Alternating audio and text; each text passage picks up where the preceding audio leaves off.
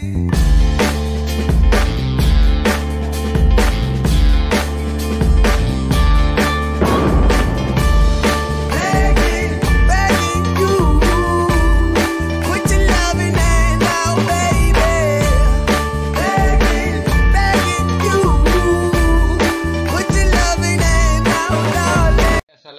warahmatullahi wabarakatuh dan selamat pagi. Baik, berjumpa lagi dalam PDPR Sains tahun 6. Cikgu harap sebagai murid berada dalam keadaan sihat dan terhindar daripada COVID-19.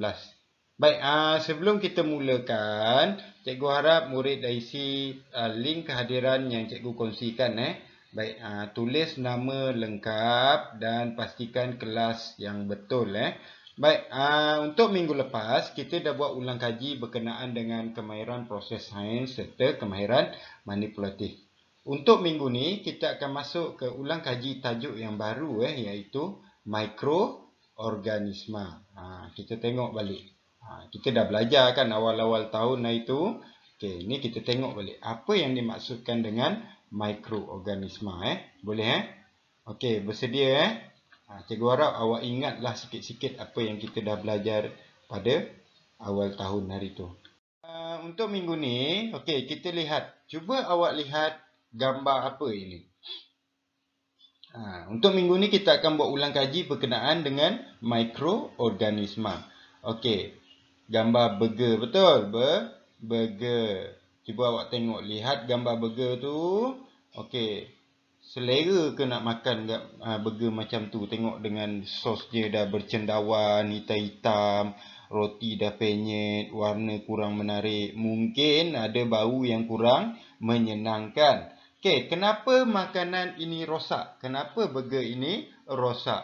Baik, burger ini rosak kerana kesan tindak balas daripada mikroorganisma. Baik, bahan yang terdedah terlalu lama akan didatangi atau dihinggapi oleh mikroorganisma, dan jika dibiarkan, mikroorganisma ini akan bertumbuh dan membiak. Lama kelamaan bahagian yang rosak menjadi banyak. Kalau awak lihat sebagai contoh di rumah kita, roti kalau biarkan dia tumbuh tumpuk hitam, lama kelamaan tumpuk hitam itu akan menjadi banyak. Baik, makanan rosak disebabkan oleh tindak balas mikroorganisma. Baik, kita lihat lagi apa itu mikro. Mikro bermaksud sangat halus dan tidak dapat dilihat dengan mata kasar. Mikro ni halus. Microchip. Cuba awak dengar perkataan microchip. Microchip ni adalah komponen elektronik yang sangat halus. Itu maksud mikro. Mikro sangat halus. Organisma pula bermaksud hidupan. Okey, ini bermaksud mikroorganisma membawa maksud hidupan seni yang sangat halus dan tidak boleh dilihat dengan mata kasar. Terlampau kecil. Ada alat-alat khas yang digunakan untuk melihat mikroorganisma ni. Baik, apa itu mikroorganisma? Ni yang cikgu cakap tadi, hidupan seni yang sangat halus dan tidak dapat dilihat dengan mata kasar. Kalau awak tengok gambar ni, ini adalah gambar sejenis mikroorganisma. Ini dilihat di bawah alat yang bernama mikroskop elektron. Kita tak boleh tengok pakai cermin mata, tak boleh. Pakai tekantar pembesar, tak boleh.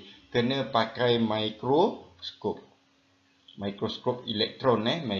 Mikroskop dia ada banyak jenis. Mikroskop cahaya, mikroskop elektron. Jadi yang untuk melihat mikroorganisma ni kita gunakan mikroskop elektron. Baik, jenis-jenis mikroorganisma ada 5. Ada 5, saya ulang kembali. Fungi, protozoa, alga, bakteria dan virus. 5 jenis ni awak kena ingat. Fungi, protozoa, alga, bakteria dan virus. Ini baru jenis, belum contoh-contoh dia. Jadi awak kena ingatlah fungi apa contoh dia. Protozoa apa contoh dia. Alga apa contohnya? Bakteria apa contohnya? Virus apa contohnya? Sebab jika soalan kadang-kadang dia datang dalam bentuk gambar. Dia tanya, okey, namakan virus tersebut.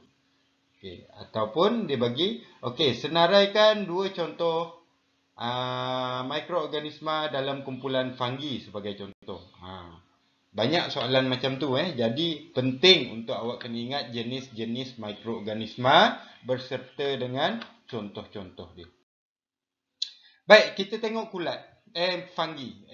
Jenis yang pertama iaitu fungi ataupun fungi Okey, terdapat 4 contoh mikroorganisma jenis fungi iaitu kulat. Kulat ni kita dapat lihatlah dia tumbuh di kawasan-kawasan lembap atau di kayu-kayu yang reput. Kemudian kita ada yeast, kemudian kita ada mukur dan penicillium Baik, kulat ni cendawan.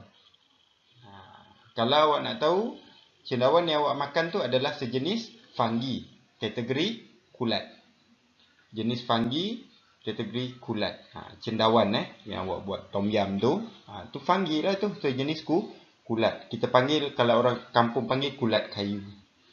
Yeast digunakan oleh ibu kita untuk buat roti, buat kuih donat, yeast. Sebab itulah kita tengok macam mana kuih donat, kuih pau tu boleh kembang sebab ada yeast. Kemudian kita ada mukur. Mukur ni yang tumbuh dekat roti yang warna-warna hitam tu. Kemudian kita ada penicillium. Baik, fungi adalah mikroorganisma yang boleh dilihat dengan mata kasar. Sebagai contoh kulat dan mukur faham Kulat dan mukur. Kulat yang mukur ni boleh dilihat dengan mata kasar. Mukur ni tompok hitam pada roti.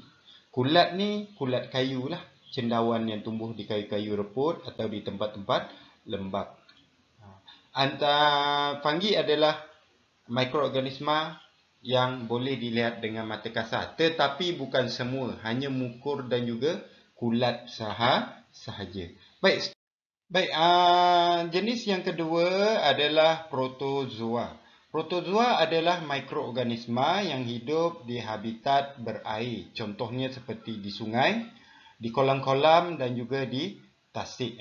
Kawasan yang berair. Bermakna protozoa ni dia banyak dekat kawasan yang lembap lah. Jadi cuba kita lihat contoh protozoa adalah Paramecium serta Amoeba.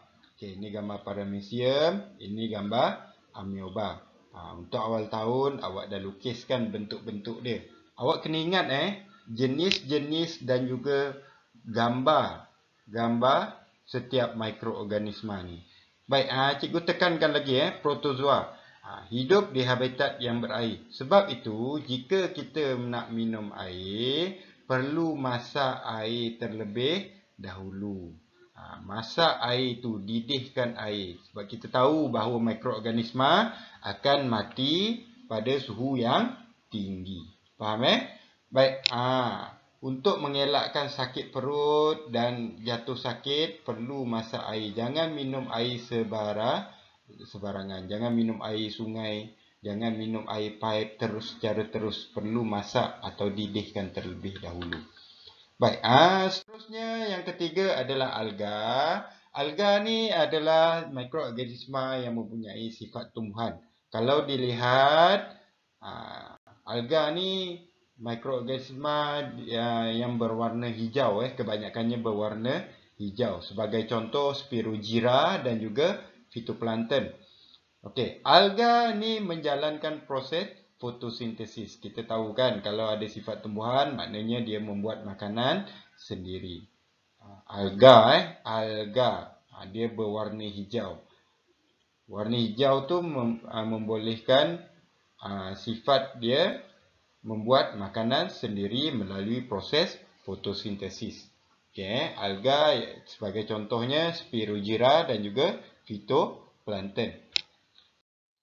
Baik, bakteria yang keempat. Okey, yang keempat adalah mikroorganisma jenis bakteria.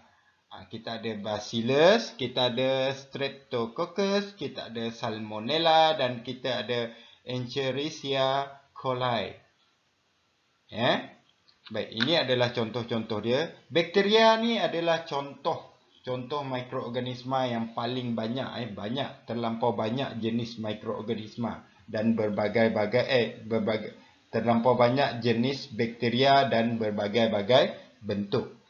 Ada bakteria yang baik, ada bakteria yang jahat. Contohnya Salmonella, Escherichia coli, ini adalah bakteria yang jahat. Dia tumbuh dan dia ada pada makanan. Kalau kita sebagai contoh E. coli tu ni yang cikgu tunjuk ni, cikgu tak panggil Escherichia coli, kita panggil E. coli yang mudah. Bakteria E. coli ni sebagai contoh kita goreng telur. Goreng telur, kalau telur tak berapa masak, dia ni akan hadir. E. coli ni akan hadir. Dia akan hadir, Salmonella akan hadir. Dia ni akan hinggap di makanan kita yang kurang masak, yang tidak mencukupi. Apabila kita makan, dia akan menyebabkan sakit perut. Itu yang kita panggil bakteria jahat. Bakteria jahat ni memudaratkan. Kalau yang bakteria baik yang ada dalam Vitagen, dalam Yakult tu, itu kita panggil bakteria baik. Itu adalah jenis bakteria. Awak perlu ingat 4 ni saja dan bentuk-bentuk dia. Dan yang terakhir adalah virus. Virus adalah mikroorganisma yang paling seni dan paling halus. Tadi kulat tu paling kasar. Bakteria ni paling halus. Virus ni paling halus. Virus hanya boleh dilihat menggunakan mikroskop elektron sahaja. Tak boleh guna yang lain. Okey, terdapat beberapa jenis virus. Okey, yang terbaru kita dah jumpa iaitu virus COVID-19. Macam inilah bentuk dia. Kalau awak tengok bentuk dia, dia lebih agresif. Makin agresif virus ni, makin membawa maut. Nampak COVID-19. Dia menyerang tubuh manusia. Kemudian kita ada contoh yang kedua iaitu virus HIV. HIV pun virus yang boleh membawa maut. Kalau awak tengok ni, bentuk dia agak agresif. Macam kalau kita tengok dia agak ekstrim lah. Jadi dia berbahaya. Kemudian influenza. Ni virus jenis influenza. Virus influenza ni kita tahulah demam, sesama, batuk. Itu adalah berpunca daripada virus jenis influenza. Baik. Okey, mikroskop. Ini adalah alat yang kita gunakan untuk melihat mikroorganisma dengan jelas. Guna mikroskop baru kita tahu mikroorganisma jenis apa. Ada 5 jenis tadi. Ataupun kita nak tengok lebih tepat lagi, virus jenis apa. Kalau kita dah tahu, ini virus tapi tak tahu virus jenis apa, itu kita buat COVID swab test tu kan. Dia tengoklah. Dia tengok dalam kahak kita, dalam lendir pada tekak kita tu guna mikroskop. Tengok adakah dia virus COVID, HIV ataupun influenza. Boleh faham Okey, itu saja ulang kaji untuk jenis-jenis virus pada minggu ini. Baik, cikgu harap awak semua faham. Okey, untuk tugasan mudah saja. Ada 2 latihan yang cikgu bagi seperti sebelum ni. Awak klik saja pautan ni yang cikgu sertakan dalam Telegram.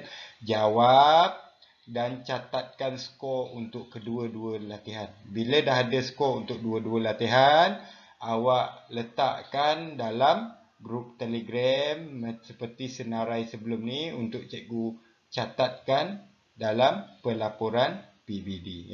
Jika ada masalah boleh terus hubungi cikgu. Baik, itu saja. Sekian, terima kasih.